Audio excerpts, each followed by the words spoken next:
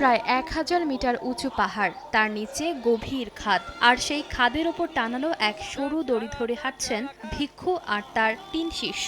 উঁচু পাহাড়ের গায়ে ঝোলানো দড়ির ওপর হেঁটে জার্নি টু দ্য ওয়েস্ট উপন্যাসের বিখ্যাত একটি দৃশ্য মঞ্চস্থ করছেন তারা। চীনের দক্ষিণাঞ্চলের ওয়াংসি ঝুয়াং স্বায়ত্তশাসিত অঞ্চলের বেইদি মাউন্টের সিনিক এরিয়ায় দেখা মিলেছে তাদের এই ব্যতিক্রমী আয়োজনের।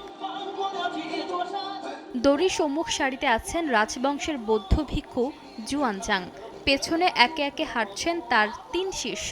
তাদের পোশাক, সাজসজ্জা আর চলার ভঙ্গি এতটাই বাস্তব যে দূর থেকে দেখলে মনে হয় উপন্যাসের চরিত্রগুলো যেন পাহাড়ের চূড়ায় জীবন্ত হয়ে উঠেছে।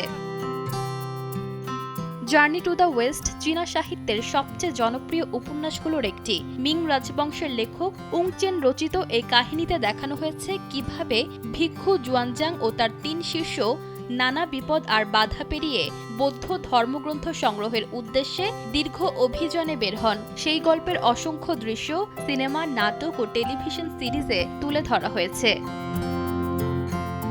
রোমাঞ্চ, ইতিহাস আর লোককাহিনীর এমন ভিন্নধর্মী মিশেল বাস্তবে দেখে মুগ্ধ পর্যটকরা। ঈশিতা আক্তার, সময় সংবাদ।